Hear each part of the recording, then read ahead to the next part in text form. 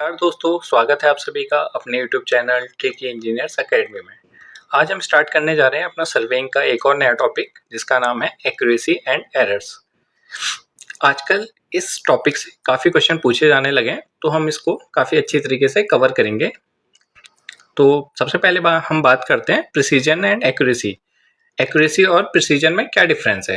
अगर हम normal language में बोलें तो अगर एक्यूरेसी क्या है? एक्यूरेसी वो है अगर कोई मेजर्ड वैल्यू है हमारी, यानी कि जो हमने मेजर की गई वैल्यू है वो ट्रू वैल्यू के बहुत पास में है, तो वो होती है हमारी accuracy.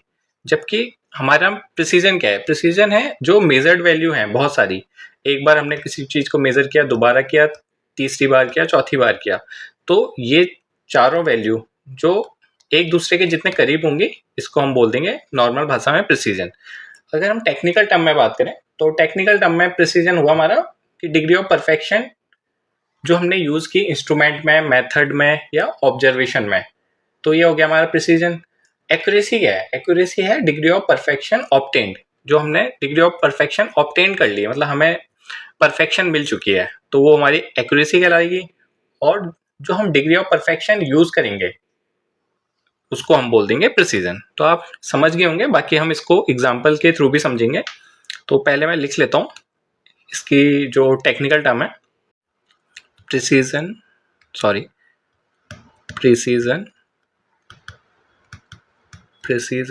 is degree of perfection used in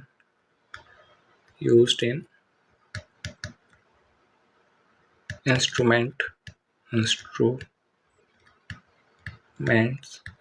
में डिग्री ऑफ परफेक्शन यूज कर सकते हैं, और किस में कर सकते हैं? मेथड्स में, जो मेथड यूज कर रहे हैं, एंड ऑब्जर्वेशन। तो प्रिसीजन क्या है? डिग्री ऑफ परफेक्शन जो हमने यूज किया है इंस्ट्रूमेंट में, मेथड में, ऑब्जर्वेशन में, वो हमारा प्रिसीजन कहलाता है।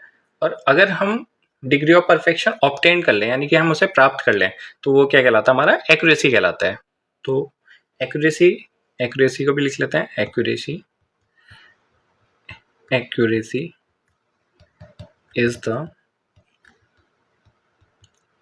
डिग्री ऑफ परफेक्शन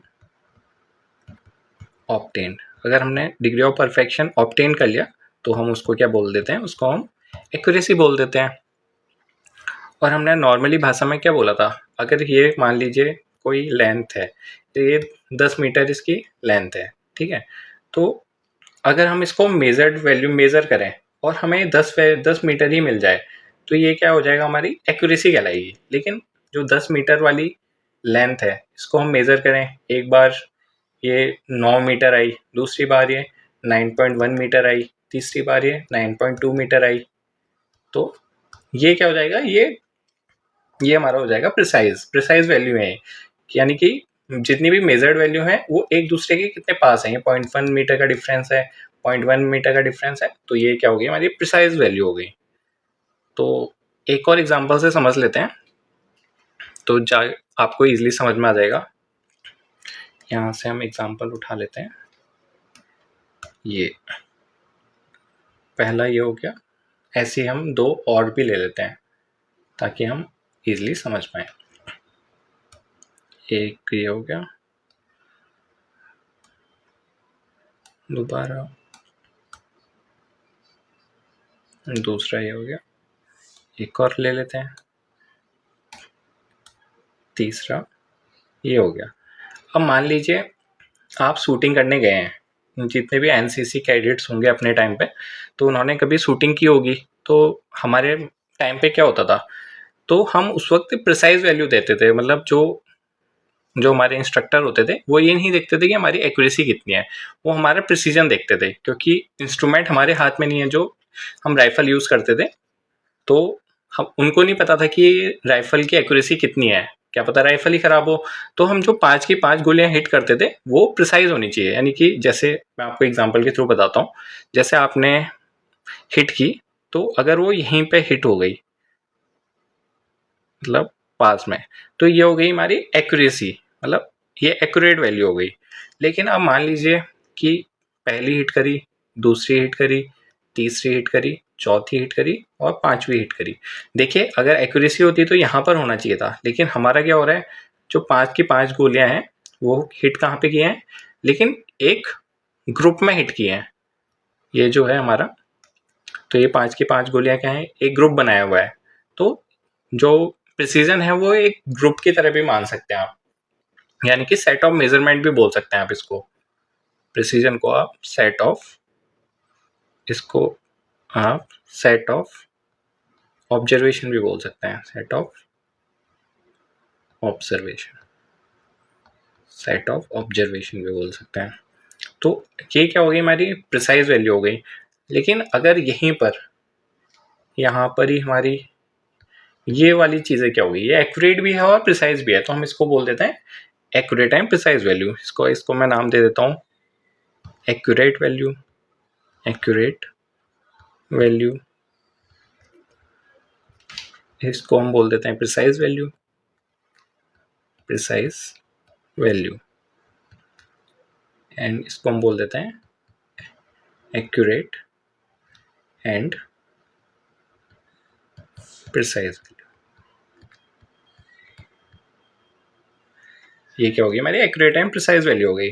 मतलब अगर आपने गोली हिट की तो वो अगर मिड पॉइंट के पास में ही हो गई तो हमारी एक्यूरेट वैल्यू हो गई। प्रिसाइज वैल्यू को क्या होगी, जब वो मेजर्ड की हुई वैल्यू है जो पूरे ग्रुप में है, मतलब इन दोनों के बीच, इन पांचों के बीच में कोई ज़्यादा डिफरेंस नहीं है, तो ये क्या हो गई, हमारी प्रिसाइज वैल्यू हो गई। जब हम एनसीसी के कैडेट थे तो उस टाइम पे हमारी प्रिसाइज वैल्यू देखी जाती थी, क्योंकि एक्यूरेसी के लिए इंस्ट्रूमेंट का सही होना बहुत जरूरी है। अगर इंस्ट्रूमेंट ही खराब है तो आप एक्यूरेसी ऑब्टेन नहीं कर सकते हैं, कर भी सकते हैं नहीं भी कर सकते हैं, इट डिपेंड्स ऑन लक। अगर वो खराब है तो अगर एक्यूरेट एंड प्रिसाइज वैल्यू है तो ये क्या होगी, एक्यूरेट भी होगी, मिड के जस्ट पास में है, 5 की 5 गोलियां जितनी भी हैं तो वो एक्यूरेट भी हैं और प्रिसाइज भी हैं। तो आप इस एग्जांपल से इजीली समझ गए होंगे कि मैं क्या बोलना चाह रहा हूँ आपको। अगला हमारा टॉपिक है एरर एंड डिस्क्रिपेंसी। उससे पहले हम बात कर लेते हैं एक्यूरेसी किस पे डिपेंड करती है। एक्यूरेसी डिपेंड्स ऑन किस पे, पहला मैंने बात कर ली थी आपसे, प्रिसाइज इंस्ट्रूमेंट होना चाहिए उसके लिए। प्रिसाइज इंस्ट्रूमेंट होगा तभी हम क्या प्राप्त कर पाएंगे, तब हम एक्यूरेसी मिल पाएगी हमें। प्रिसाइज मेथड यूज करना पड़ेगा हमें, प्रिसाइज मेथड यूज करना पड़ेगा और गुड प्लानिंग भी करनी पड़ेगी, गुड प्लानिंग। ये तीनों चीजें हैं जिनसे हम एक्यूरेसी प्राप्त कर सकते हैं। मतलब हमें एक्यूरेसी अगर चाहिए तो हमें प्रिसाइज इंस्ट्रूमेंट भी यूज करना पड़ेगा, प्रिसाइज मेथड भी यूज करनी पड़ेगी और गुड प्लानिंग भी करनी पड़ेगी। प्रिसाइज इंस्ट्रूमेंट से क्या होगा, हमारा टाइम भी बचेगा और वेल्थ भी बचेगी, मतलब पैसा भी बचेगा। और अगर हम प्रिसाइज मेथड यूज करेंगे तो हमारा क्या होगा, जितने भी एरर हैं वो हम रिमूव कर सकते हैं। और जो गुड प्लानिंग के थ्रू हम, इससे भी सेम चीज, टाइम भी बचेगा, हर मेथड का हम वो देख सकते हैं कि प्लानिंग कैसे हम कर सकते हैं।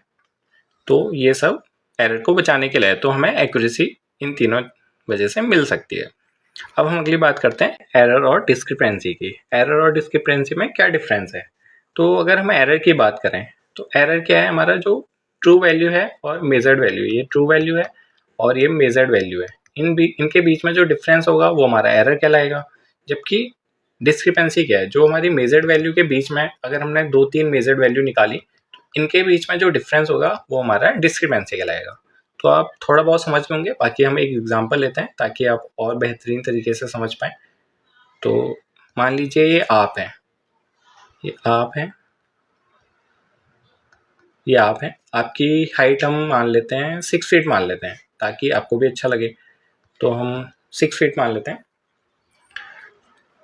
और हमने आपकी हाइट नापी, तो हाइट नापने के बाद हमें आपकी हाइट मिलती है 5 फीट 11 इंचेस। 5 फीट 11 इंचेस, तो 1 इंच का जो डिफरेंस है, 1 इंच का जो डिफरेंस है वही क्या कहलाएगा, हमारा एरर कहलाएगा। ये क्या कहलाएगा, हमारा एरर। अगर हम दोबारा नापते हैं आपकी वैल्यू नापते हैं, इस बार आती है 5, पहली बार नापते हैं 511 आई, दूसरी बार नापें तो 5 फीट 10.9 इंचेस आई, ऐसे ही अगली बार नापा 5 फीट 10.8 इंचेस आ गई, अगली बार नापा 5 फीट जो 11.1 इंचेस आ गई।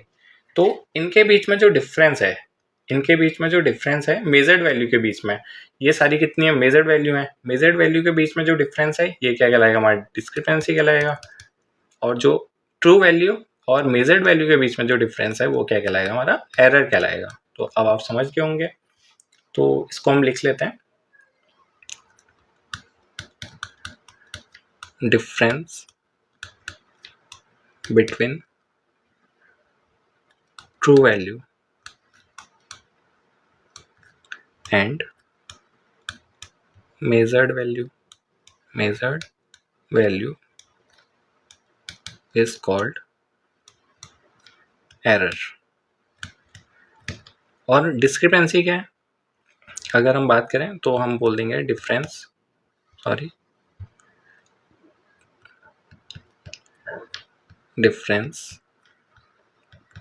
between two measured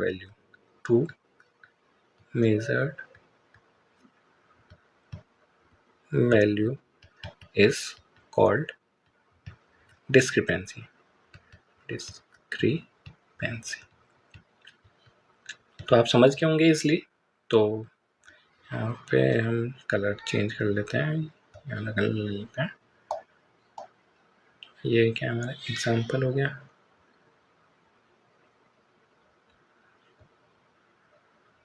तो अब आप इसलिए समझ गए होंगे डिस्क्रिपेंसी और एरर के बीच में डिफरेंस। अब हम बात करते हैं सोर्सेज ऑफ एरर की, कि एरर के कौन कौन से सोर्सेज हो सकते हैं, मतलब कि एरर कौन कौन से कहाँ से हमें एरर मिल सकता है। तो पहला सोर्स है हमारा, उसको हम नाम देते हैं इंस्ट्रूमेंटल एरर। ये टाइप ऑफ एरर नहीं है, ये सोर्स है कि हमें कहाँ से एरर मिल सकता है, इंस्ट्रूमेंट के थ्रू भी मिल सकता है। तो इसका हम पेन अलग कर लेते हैं, इससे लिख लेते हैं। पहला हमारा इंस्ट्रूमेंटल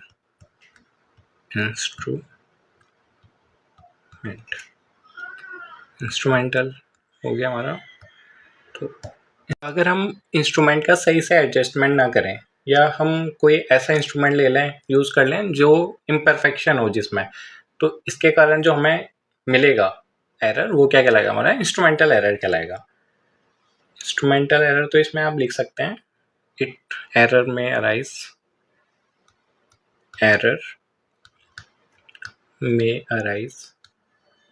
कैसे अराइज हो सकता है एरर, ड्यू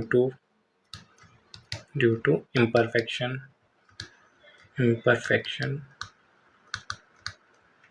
और faulty adjustment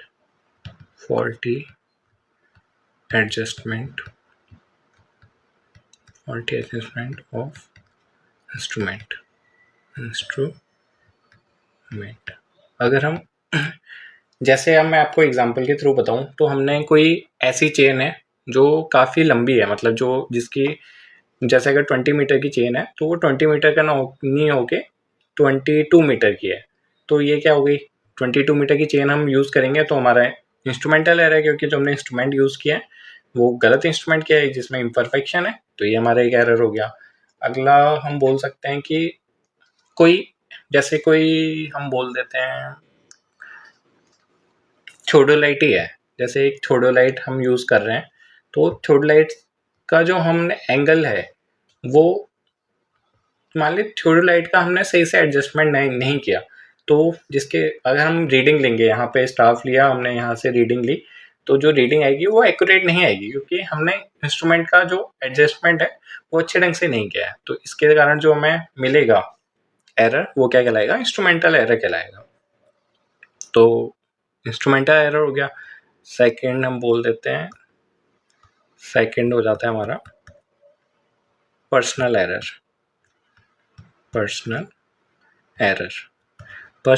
में क्या हो जाएगा, पर्सनल एरर वो एरर हुए, जैसे मैं एग्जांपल के थ्रू बोलूँ आपको, जैसे आपकी आईसाइट थोड़ी वीक है, तो आप जो रीडिंग लेंगे, जैसे आपने कोई कंपास यूज़ किया, तो उसमें एंगल आ रहा है 23 डिग्री 10 मिनट, 23 डिग्री 10 मिनट आया, लेकिन आपने उसको क्या पढ़ा, 27 डिग्री पढ़ लिया 10 मिनट। तो आपने जो आपकी वजह से जो एरर आया वो कौन सा एरर कहलाएगा, पर्सनल एरर कहलाएगा। तो इसमें कोई भी हो सकता है, जैसे आपने कोई जो आपकी गलती से होगा वो क्या कहलाएगा, पर्सनल एरर है, जिसमें इंस्ट्रूमेंट का कोई हाथ नहीं है, नेचर का कोई हाथ नहीं है, सिर्फ और सिर्फ आपका हाथ है। तो ये क्या कहलाएंगे, पर्सनल एरर कहलाएंगे। इसमें लिख लेते हैं हम, error may arise due to perfection of human sight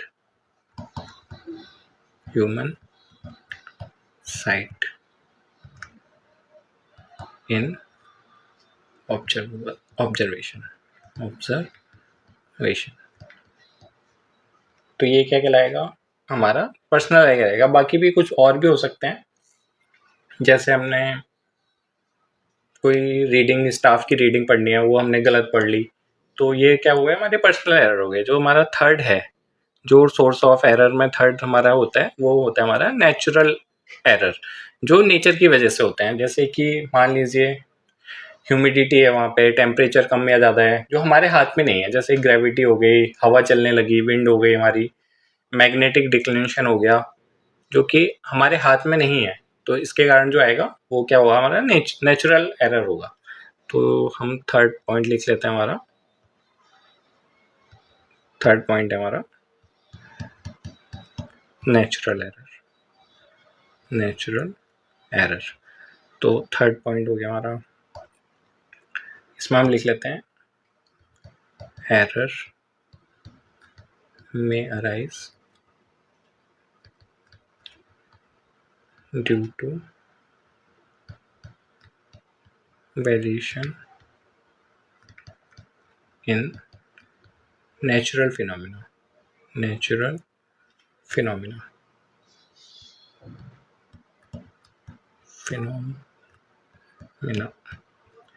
such as जैसे ह्यूमिडिटी हो गई हमारी, ह्यूमिडिटी, टेम्परेचर, और क्या हो गई, विंड चलने लगी, विंड, और क्या हो सकता है, मैग्नेटिक डिक्लिनेशन हो सकता है, मैग्नेटिक डिक्लिनेशन हो सकता है, और क्या हो सकता है, कहीं पे ग्रेविटी का चेंजेस हो गया, वो भी क्या इसमें आएगा, वो भी नेचुरल में आएगा।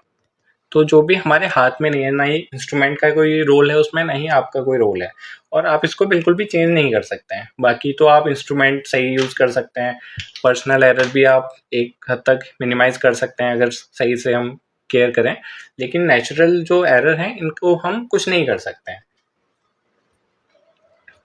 तो ये क्या थे हमारे सोर्स ऑफ एरर, कहाँ से हमें एरर मिल सकते हैं। अब अगला बात आती है टाइप्स ऑफ एरर की।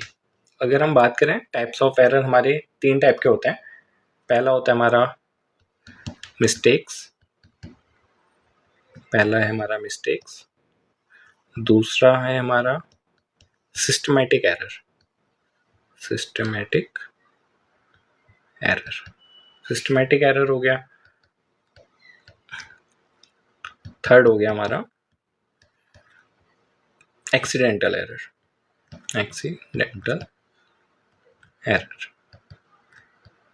जो सिस्टमैटिक एरर है इसको हम क्यूमुलेटिव एरर भी बोलते हैं, क्यूमुलेटिव एरर, जो एक के बाद एक जोड़ते जाते हैं। और जो एक्सीडेंटल एरर हैं, जो एक्सीडेंट की वजह से होते हैं, इनको हम क्या बोलते हैं, कंपनसेटिंग एरर, क्योंकि एक दूसरे से कंपनसेट कर लेते हैं, कंपनसेटिंग एरर। इसके बारे में भी हम डीपली बात करने वाले हैं। तो पहला हमारा टॉपिक जो हमारा हो जाता है वो है हमारा, पहला हम बात कर लेते हैं मिस्टेक्स की। वैसे तो मिस्टेक्स और एरर में भी डिफ्रेंशिएट कर सकते हैं कि मिस्टेक किसको बोलते हैं और एरर किसको बोलते हैं, लेकिन एक मतलब बीसी पुनमय की बात करें तो उन्होंने टाइप्स ऑफ एरर को ऐसे ही डिफ्रेंशिएट किया है, जबकि एक्स के दुग्गल ने मिस्टेक और एरर में डिफ्रेंशिएट कर रखा है। लेकिन हम पढ़ लेते हैं तीनों इसी में, बाकी मैं आपको डिफरेंस भी बता दूंगा कि क्या डिफरेंस हो सकता है। तो इसमें हम लिख ले मतलब पहले बात कर लेते हैं कि मिस्टेक क्यों होती है। जैसे मिस्टेक क्यों होती है, अगर कोई हम रीडिंग ले रहे हैं उसमें हम अटेंशन ना दें, या हमारे पास एक्सपीरियंस नहीं है, या हम केयरलेसनेस करें, सही से केयर ना करें, या पुअर जजमेंट करें, तो इन सब के कारण क्या हो गया, हमें मिस्टेक हो जाएगी। तो अगर मान लीजिए हमने मिस्टेक कर ली, वो डिटेक्ट नहीं हुई, तो ये क्या करेगी, जो हमारा रिजल्ट आएगा उसमें काफ़ी ज़्यादा सीरियस इफेक्ट क्रिएट कर देगी। तो हमें क्या करना है, मिस्टेक्स को काफ़ी हद तक काबू करना है। तो हम इसमें लिख सकते हैं मिस्टेक्स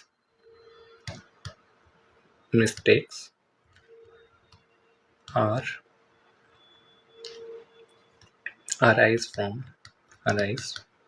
फ्रॉम कैसे अराइज हो सकती है हमारी जो मिस्टेक्स हैं, इन अटेंशन, जब हमारा ध्यान कहीं और है, हम अटेंशन सही से नहीं कर रहे हैं वहाँ पे, हम अपनी दुनिया में खोए हुए हैं, तो उसके कारण हमारी मिस्टेक हो सकती है। या तो ऐसा भी हो सकता है कि आपके पास एक्सपीरियंस नहीं है, इन एक्सपीरियंस हैं आप, इन एक्सपीरियंस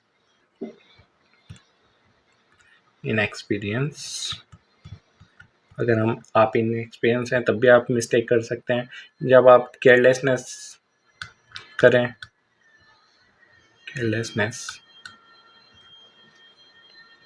तब भी हमें मिस्टेक कर सकते हैं।